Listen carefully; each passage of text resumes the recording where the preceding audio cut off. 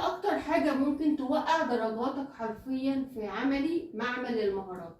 5 حاجات لازم كده تحطهم في دماغك، اوعى ابدا تنساهم. حرفيا لو ضيعت اي حاجة منهم هتتفاجئ اخر السنة. يا ترى ايه هما؟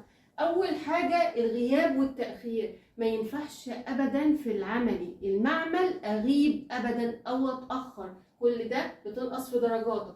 تاني حاجة الزي، ومش الزي بس، يعني ملتزمة بالزي المطلوب مني، والزي بتاعي يكون مهندم مكوي ونضيف وريحتي كويسة.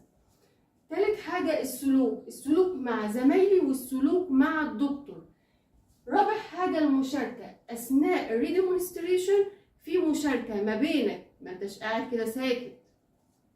5 مهاراتك اللي هي السكيلز، لما بيطلب منك الدكتور ان انت تعمل ريديمونستريشن على السكيلز المعينة بتبقى عارف تعملها كويس جدا.